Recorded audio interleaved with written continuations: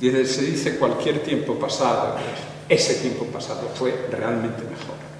Eso dice Massao. ¿Por qué? Bueno, en el fondo, porque al llegar cada uno a Madrid desde un punto, encontrarse leyendo las mismas cosas, frecuentando las mismas bibliotecas, saliendo tarde de las bibliotecas, como recuerda Conada y como lo recuerdan todos, tratándose tan íntimamente, estaban viviendo, y no invento nada, realmente estuvieron viviendo un gran momento de plenitud. Yo creo que no hay un momento de plenitud intelectual tan viva y de la que se podía esperar tanto como esto que esta gente que han llegado con 18, 19 años a Madrid están viviendo entre 1925 y 1930. Y de pronto eso cambia. Los ojos, la mirada de Zambrano cambia. ¿Qué es lo que hace cambiar? Luis Buñuel lo recuerda. Nuestra conciencia política estaba entumecida y apenas empezaba a despertarse. Este es un recuerdo del año 27. Y nosotros de política, poco, nada. Alberti lo dice casi con las mismas palabras, mas mis oídos de repente se abrieron a palabras que antes no había escuchado o nada me dijeron. República, fascismo, libertad. Y a partir de ese despertar de los oídos, o de abrirse los oídos, o despertarse la conciencia política entumecida, los intelectuales de esta generación empiezan a formularse una pregunta que va a resultar decisiva para su trayectoria posterior. ¿Para qué sirve lo que estamos haciendo? ¿Para qué sirve la literatura? ¿Para qué sirve escribir? ¿Para qué sirve la poesía? Yo nunca me había planteado, dice Alberti, la cuestión de si la poesía servía para algo. Pero a partir de que mis oídos se abrieron, empecé a plantear esa cuestión. Esa pregunta no es específicamente española, ni mucho menos, pero creo que en España se produce autónomamente a como se está produciendo en Europa en ese momento. Es decir, indudablemente llegaban los aires de Europa, pero aquí hay algo propio de esta generación que en cierto modo repite o reduplica lo que está pasando en Europa en ese tiempo. No era posible tener los oídos cerrados a la política en 1930. No era posible. Porque es el año en el que se están produciendo una serie de fenómenos que afectan a la condición misma del intelectual y a la interpretación que el intelectual da a su función como personaje que interviene en la escena pública. La lista es muy conocida. El liberalismo ha entrado en una decadencia clara. El capitalismo ha tenido una crisis brutal que anuncia por fin el gran día en el que el capitalismo va a hundirse. Es la crisis de 1929, las democracias instauradas después de la Segunda Guerra están quebrando una detrás de otra. En realidad el mapa de la democracia se va estrechando cada vez más. Están en auge los fascismos con su propuesta de Estado nuevo, fuerte, totalitario, dominando el futuro, defendiendo la función pública del arte y de la literatura. Se ha consolidado de una manera que no se sabe exactamente cómo ha sido, pero que anuncia la aurora de un mundo nuevo, o al menos así es interpretado el comunismo en la Unión Soviética. Se agotan muy rápidamente los movimientos de renovación artística, una detrás de otro, el futurismo, el expresionismo, el dada, el ultraísmo. Todo eso trastorna el sentido de la creación artística Y entonces el creador, el intelectual, se ve tironeado, se ve acuciado entre la búsqueda de la pureza de su arte o bien la atracción tan enorme de lo que está pasando de la actualidad. Y empieza a interpretar su vida, no ya lo que escribe, sino lo que él es, lo empieza a interpretar como participación personal en lo que está ocurriendo. Si se piensa en figuras de intelectuales, por ejemplo, como Malraux, como Brecht, como Orwell, su vida es su obra. La vida del intelectual es la obra del intelectual. No hay una lejanía entre lo que escribe y aquello en lo que está participando, luchas por las que merece la pena arriesgar la vida. Y hay un elemento de riesgo, hay un elemento de aventura, porque lo que está pasando realmente es muy fuerte, está cambiando el mundo. Y eso es lo que en España va a sentirse de una manera casi subitánea con la caída de Primo de Rivera. Es decir, la caída de Primo de Rivera es el fin de ese momento de gozo, digamos, de plenitud, con los oídos cerrados a la política. Por la razón mucho más subitánea, porque hasta ese momento, hasta el año 28-29, el segundo Ortega, digamos, el Ortega que se retira al arte puro, al arte deshumanizado, a la función del intelectual como dedicado exclusivamente a la creación artística interpretada como juego que tiene sentido en sí mismo. Ese Ortega había sido realmente la autoridad estética en el mundo español. Y eso de pronto se le hunde a Ortega y se le hunde a esta generación. Ortega acababa de decir, ya saben, todo el arte joven es impopular, el arte nuevo tiene a la masa en contra, la masa ha pretendido ser toda la sociedad, la masa cocea, la masa no entiende, hay que seguir dedicados a la pura obra de arte, ahora ya sin la pretensión educativa y de guía, simplemente la masa, no hay manera de que la masa sea penetrada por el intelectual. Ese momento que en España se vive de una manera más dramática porque la caída de Primo de Rivera exige de inmediato lo que en ese momento se llamó la obligación o la necesidad de definirse. Había que definirse.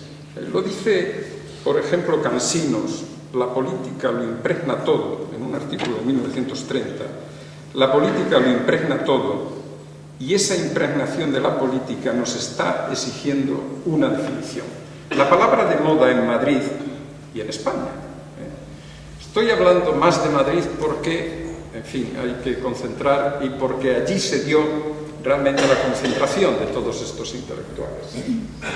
Pero la palabra de moda, que espantaba al general Mola, director general de seguridad en ese momento, pero de la que todo el mundo hablaba en 1930, es que había que definirse.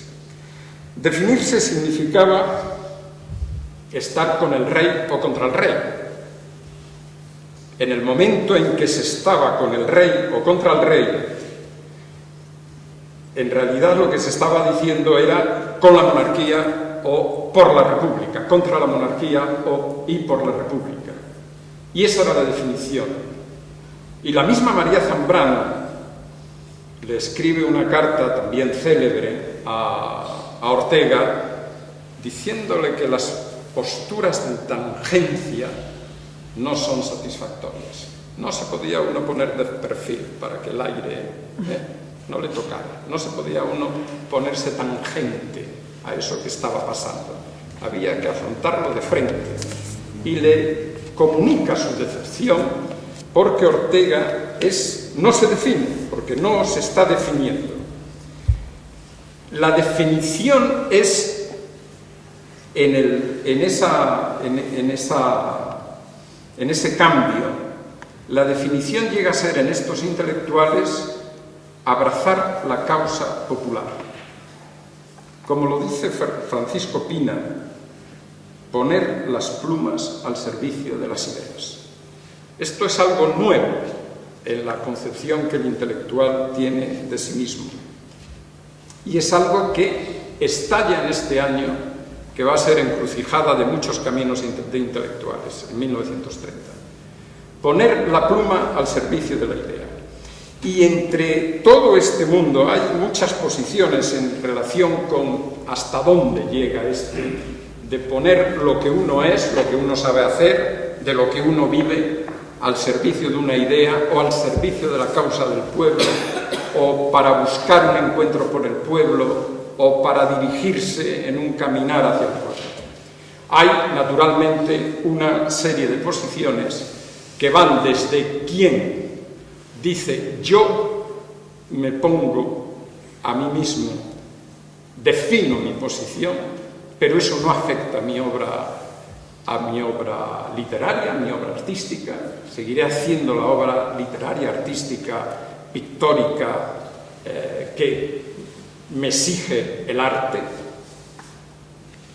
Esa sería la posición de Francisco Ayala, por ejemplo, en su respuesta a la encuesta de la Gaceta Literaria.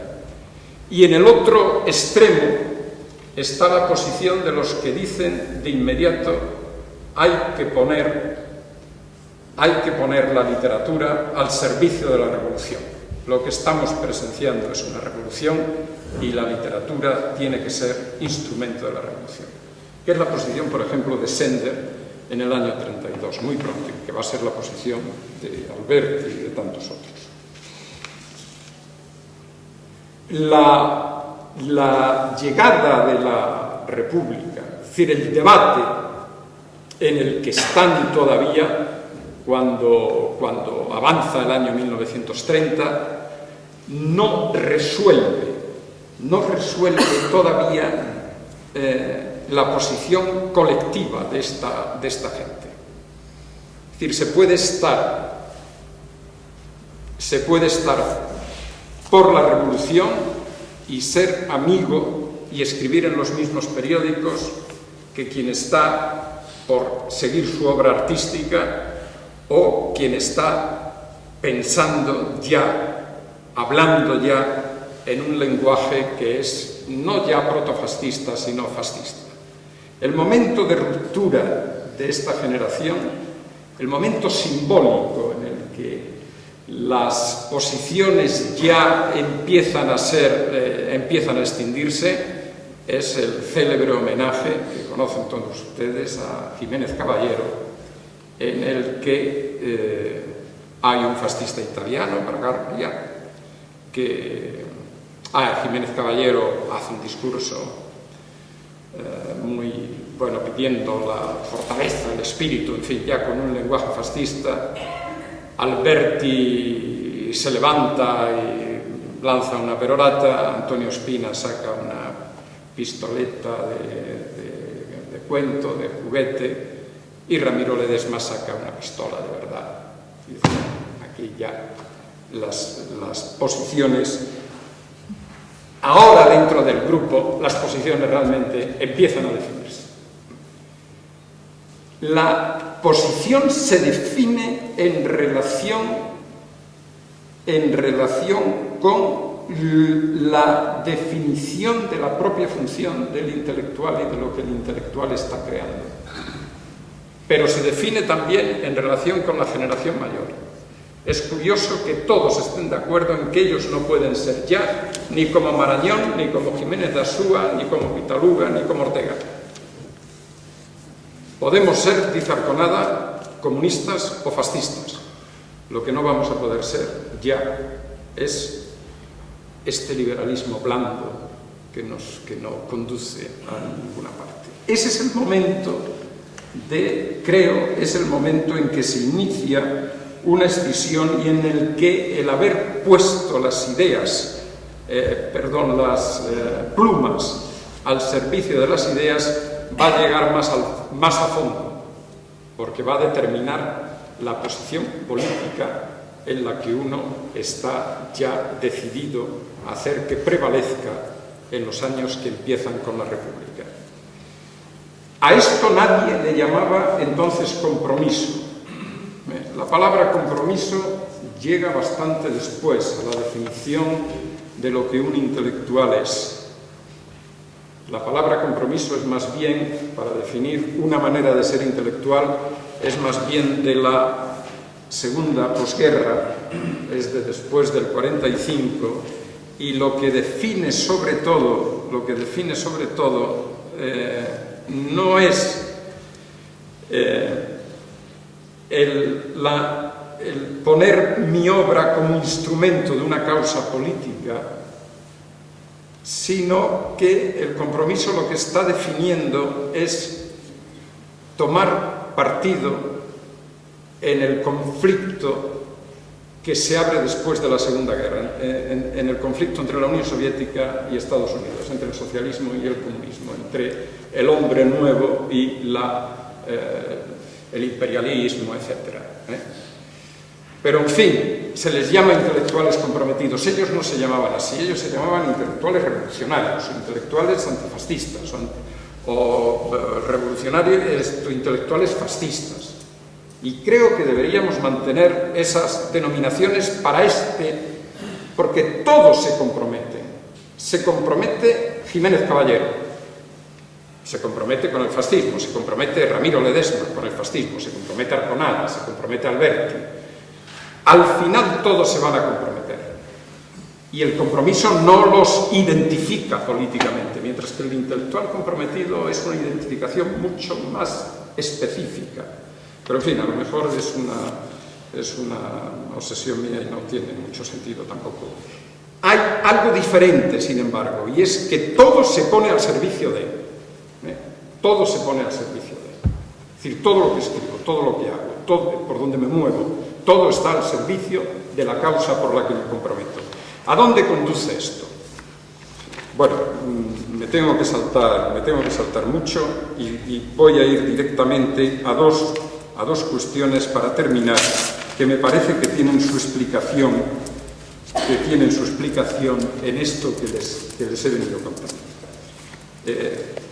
Tenemos que saltar cómo se dividen los caminos durante los años de la República y seguir exclusivamente en lo que me queda de tiempo a el grupo comprometido con la República, al grupo que pone su trabajo al servicio de la causa republicana que está identificada con la causa del pueblo español. ¿A dónde les conduce? Pues si lo resumimos mucho, a la construcción por medios, digamos, instrumentales tradicionales, es decir, por la recuperación de los clásicos, por el uso del romance, por la utilización de piezas de teatro que recuerdan toda la tradición española, a construir un discurso en el que el sujeto central es el pueblo, que está en guerra contra un invasor, está en una guerra, está inmerso en una guerra de independencia contra un invasor que intenta imponer un dominio extranjero sirviéndose de traidores interiores. Si se analiza la contribución discursiva, es decir, la retórica creada, el relato creado por los intelectuales que han seguido la causa de la República, se encuentra rápidamente que en romances, sobre todo, utilizando romance, han creado la figura del miliciano, del pueblo, que es alguien anónimo, que no tiene nombre, como dice Vicente Alexandre. ¿Cómo se llama? Pues se puede llamar Juan, Pablo, se puede llamar Víctor, se puede llamar... Es el pueblo invicto para siempre, que dice... Ese pueblo se ha levantado por su independencia en una gesta que recuerda la guerra de independencia contra los franceses, se ha levantado en guerra y rodeado, claro, adornado con todas las virtudes de alguien que ha decidido jugarse la vida para defender a su patria y que no teme enfrentarse a la muerte, porque la muerte del pueblo es precisamente el anuncio de la salvación de la patria libre e independiente. Este relato lo encuentran ustedes en una enorme cantidad de romances. León Felipe, la España de los símbolos obliterados, de los ritos sin sentidos, de los uniformes inflados, de las medallas sin leyenda, de los hombres huecos, de los cuerpos de serrín, de ritmo doméstico y sonámbulo, etc. Juan Gil Albert, en el romance aquel al cuartel de la caballería, en unas palabras que habla de Federico, que evoca el asesinato de Federico García Lorca, los imperialistas sacadores que aplauden a Mussolini, el catolicismo del Papa, el militarismo cerrado. Bien, son innumerables y realmente es una construcción, están todos, fuegos cruzados, todos se cruzan ahí. Y ese pueblo lucha indudablemente por su independencia. Es como un 2 de mayo, es como un grito por la libertad. Lo que va a ocurrirle a todo este grupo, que es muy numeroso, a medida que la guerra se va perdiendo, es que el sujeto pueblo va a dejar de ser el núcleo de su discurso, de su creación.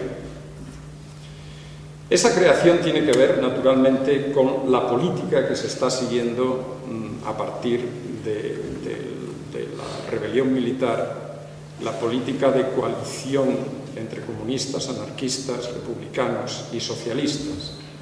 La única manera de coligar y de que de esa coalición de partidos saliera una política unida, que no se enfrentaran más de lo que se enfrentaron en la realidad, era construir en el plano del discurso político un relato sobre la guerra que ya Azaña lo dice desde los primeros días de la rebelión, y que luego va a ser el relato comunista y el anarquista, y menos el socialista, pero desde luego el republicano, en el cual lo que está pasando es una nueva gesta heroica como el 2 de mayo. Es curioso que Azaña, en el primer discurso que pronuncia al pueblo de Madrid heroico que ha defendido a la República, le recuerda el 2 de mayo, cuando todavía no había alemanes italianos, todavía no habían aparecido. Y dice, el pueblo ha repetido una vez más la gesta del 2 de mayo, porque lucha por su independencia, etc.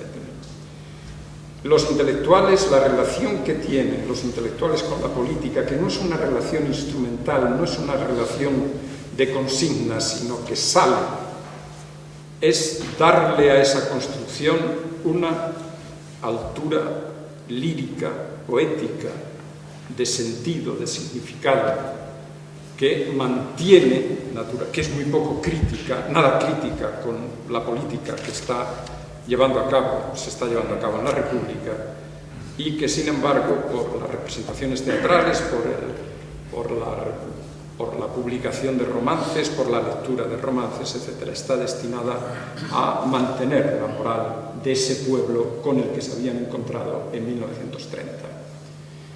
Pero a medida que la guerra se va perdiendo, el pueblo va desapareciendo, y lo que ocupa todo su lugar a partir de mediados de 1938, ya con toda claridad, es lo que yo titulo aquí en un epígrafe: el llanto por la madre España.